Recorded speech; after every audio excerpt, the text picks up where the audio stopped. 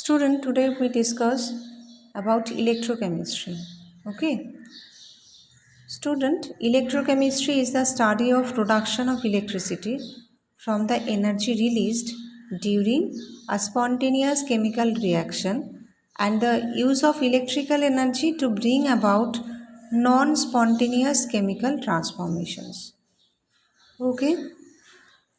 Now we discuss about conductance, conductivity, and that related with the resistance and Ohm's law. Okay, so we recap Ohm's law, which we studied in class 10. According to Ohm's law, student, we know that V proportional to I, where V is the potential difference and R is the resistance and I is the current. So according to Ohm's law, we know that potential difference across the conductor is directly proportional to the current, which is expressed here I, and potential difference is V. So we can write mathematically V proportional to I. That means V equal to IR, where R is the constant and it is called resistance of the conductor.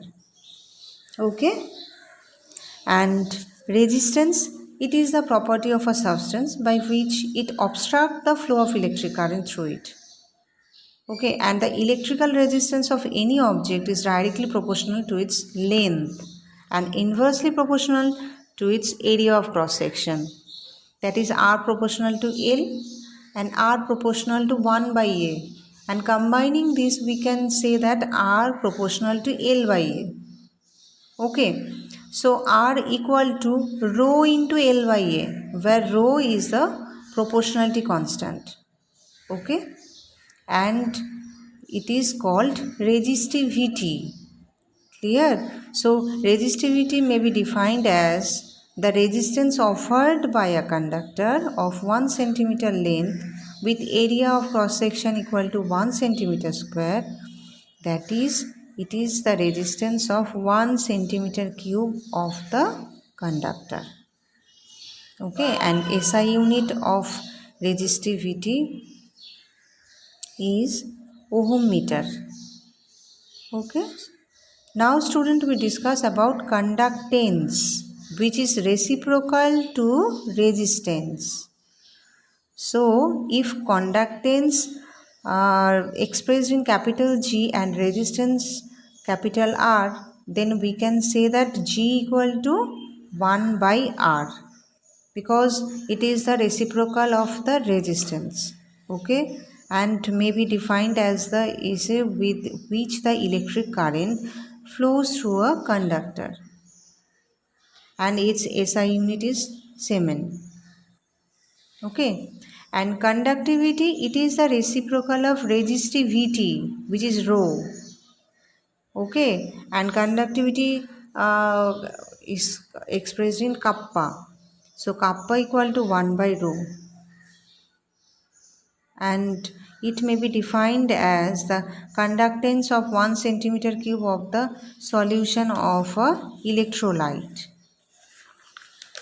Okay, and its SI unit, that is conductivity, units of conductivity is Siemens per meter. Student, now we discuss about the factors of metallic conductance. Electrical conductance through metal is called metallic or electronic conductance and is due to the movement of electrons, and it depends on the nature and the structure of metal, number of valence electron per atom, and temperature. It may be decrease or increase in temperature. Okay, so the main factors of metallic conductance are nature and structure of metal, number of valence electron per atom, and temperature. And factors affecting the electrolytic conductance. An electrolyte is a substance which dissociates in solution to produce ions. Okay. So electrolyte is a substance that dissociates in solution to produce ion and hence conduct electricity in dissolved or molten state. There are strong electrolytes such as hydrochloric acid, sodium hydroxide, potassium chloride, okay, and weak electrolytes, ammonium hydroxide, NH4OH, CH3COOH. Okay, these are the weak electrolytes.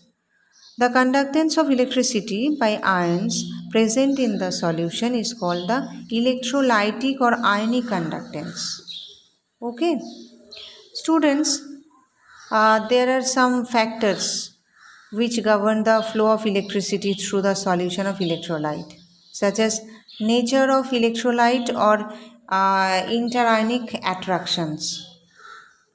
Lesser the solute-solute interactions, greater will be the freedom of movement of ions and higher will be the conductance. Lesser the solute-solute interactions, greater will be the freedom of movement of ions and higher will be the conductance. Okay. Solvation of ions. Larger the magnitude of solute-solvent interactions, greater is the extent of the solvations and lower will be the electrical conductance. Okay. The nature of the solvent and its viscosity. Larger the solvent-solvent interactions, larger will be the viscosity and more will be the resistance offered by the solvent to flow of ions and hence lesser will be the electrical conductance. Student, when solvent-solvent interactions larger, then viscosity and more will be the resistance offered by the solvent to the flow of ions. So lesser will be the electrical conductance. Clear? Temperature. As the temperature of electrolytic solution rises, solute-solute, solute-solvent, solvent-solvent interactions decreases, which results in the increase of electrolytic conductance. Okay. Now student, we differentiate between metallic conductance and electrolytic conductance. Students, in metallic conductance, movement of electrons is responsible for conduction. But in electrolytic conductance, movement of ions is responsible for conduction. Okay? And for metallic conductance, it does not involve the transfer of matter. But in electrolytic conductance, matter moves in the form of ions. In metallic conductance, decreases with increase in temperature as kernels start vibrating, which produce hindrance in the flow of electrons. And in electrolytic conductance, increases with increase in temperature due to decrease in interionic attraction or increase in dissociation. Okay, student. Student, the most important definitions, that is molar conductivity. Student, molar conductivity means the conducting power of all the ions produced by dissolving 1 gram mole of an electrolyte placed between two large electrodes at 1 centimeter apart. That is, molar conductivity defined as the conducting power of all the ions produced by dissolving 1 gram mole of an electrolyte placed between two large electrodes at 1 centimeter apart. And mathematically, molar conductivity equal to